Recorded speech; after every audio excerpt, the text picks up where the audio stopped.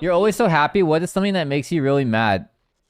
Taxes. Well, I would say taxes make me sad. I wouldn't say taxes make me mad. I would say, wait, I'm also not always happy. Something crazy that happened in my, hey, Lexi, in my high school, my math teacher committed suicide after I left. Like, he committed suicide when my sister went to high school. I think he hated his job. I don't know. I think you can't really know why people commit suicide. I mean, I don't know. I feel like I told most of you guys, but I tried to commit suicide when I was 17.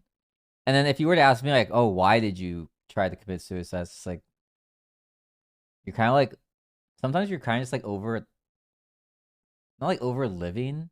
You just like don't really see a point to living. What made you stay? Wait, you want to know the story of it?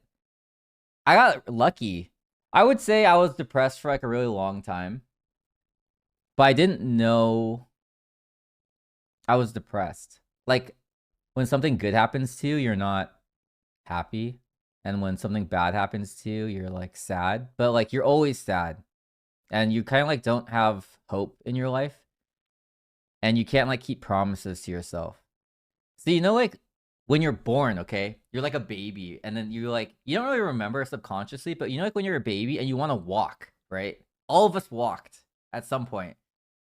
So you're a baby and you kind of get up, you kind of make a promise to yourself without realizing, like, oh, I'm gonna like keep getting up and I'm gonna keep walking. It's like you keep getting up and you fall and then you like cry for a little bit and then you like get up and you start walking. You're like, oh, I did it. Or like when I went to the supermarket today to buy chicken, I like made a promise to myself, like, you're gonna go and you're gonna get chicken and you're gonna come back. And you're not really thinking about it. You're like, you just do it, right? But then like when you're depressed, like you don't even know if you can go like brush your teeth. Like you wake up and then I just remember waking up in my room. I'm kind of like, what's the point? What's the point of going to school? I don't like school. What's the point of brushing my teeth? I don't want to do it. What's the point of showering? I don't want to do it. Like everything is super hard. Like imagine like going to the gym twice a day, every day for like 6 hours and then like running a marathon. That's what it felt like to go brush my teeth. It was like, you just feel trapped. You're like impossibly stuck.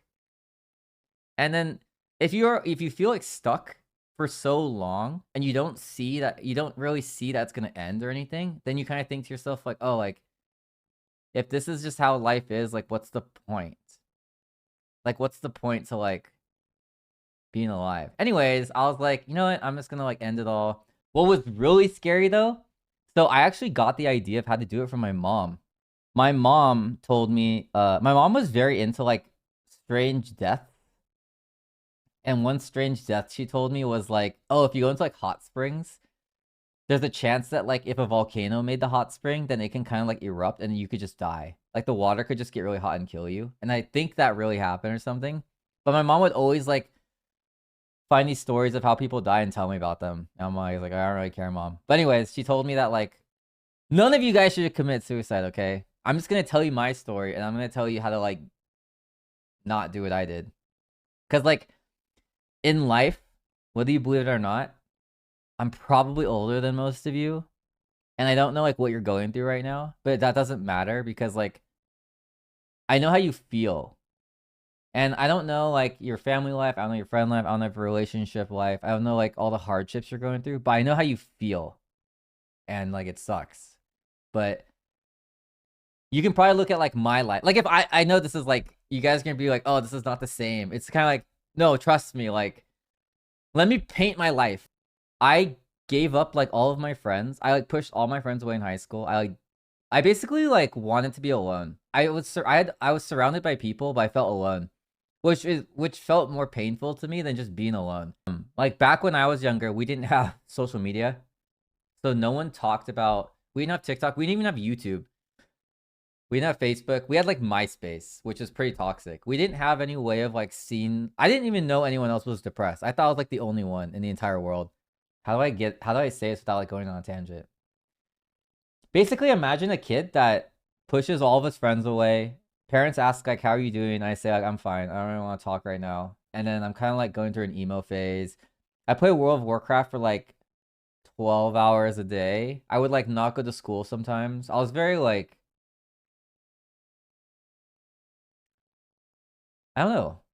I just like hated life for a really long time. Like this didn't happen like overnight. I like hated life for like a year and a half probably.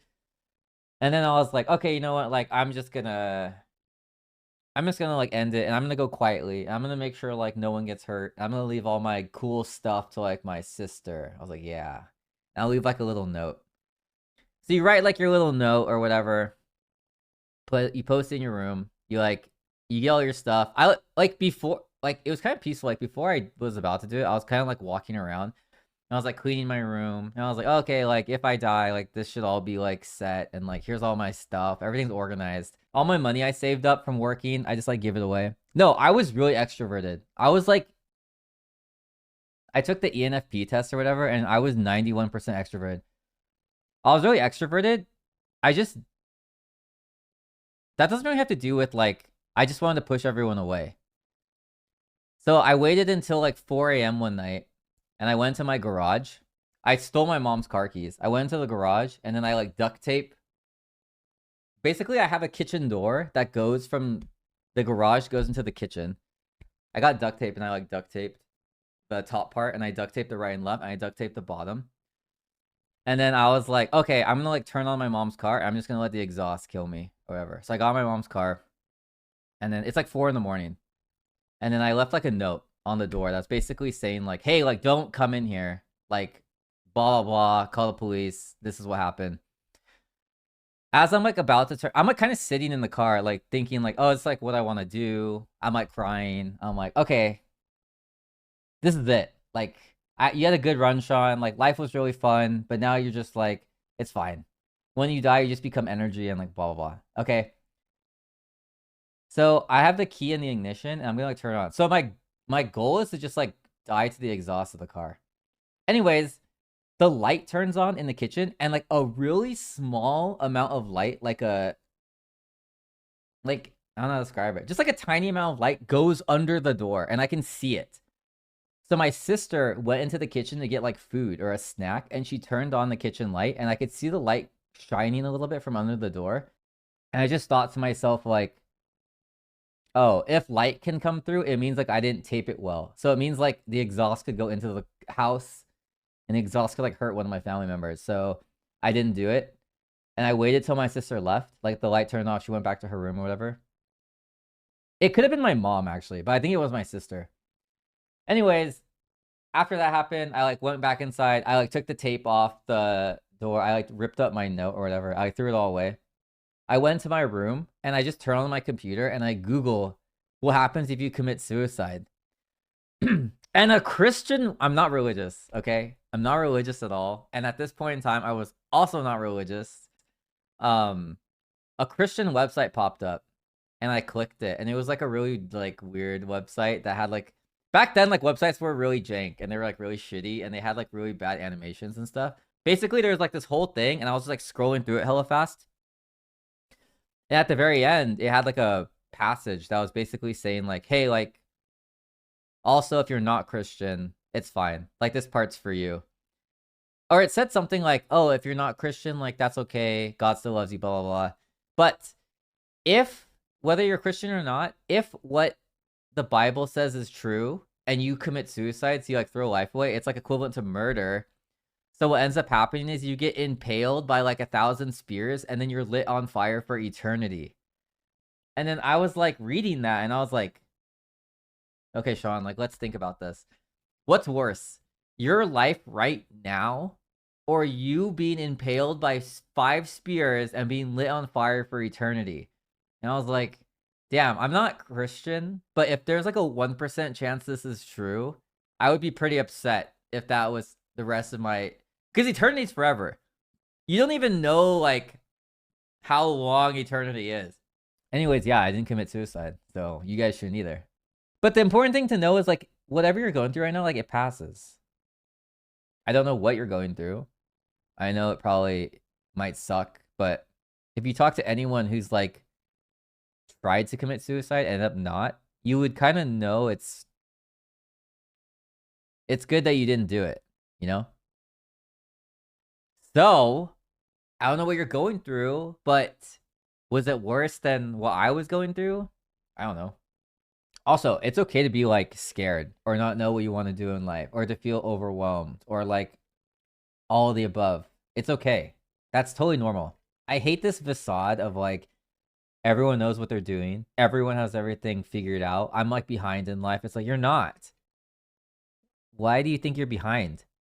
Like I promise you you're not behind. I like don't give a fuck if you like live at home and you're like 50 years old. Like who cares? Like just do like okay. I know I survived depression and suicide attempt, but not to like bring it back. We're all gonna die, okay? Like I'm gonna die someday. I'm gonna die. I'm gonna outlive all of you though, because I use a standing desk, and I know you guys aren't standing right now. No, I'm gonna outlive you guys. Google who lives the longest. It's like Japanese people live longer than everyone else. The food over at Japan are so healthier. You don't think it's the people? Yeah. Don't be okay. I learned okay. I have this friend called Arnav. I don't know why I said it like that. I have a friend named Arnav, and he sometimes in life you kind of like hear quotes, and then like some resonate with you and some don't. Okay, like he just said to me one day, like, "Hey, like, stop being so mean to yourself. Like you're so mean to yourself for no reason. Like you're doing good. You're doing great. People like you. Like you're just like you make it so hard on yourself. You're not doing anything wrong." And I like thought about that. I was like, "Damn, that's true. I am really hard on myself."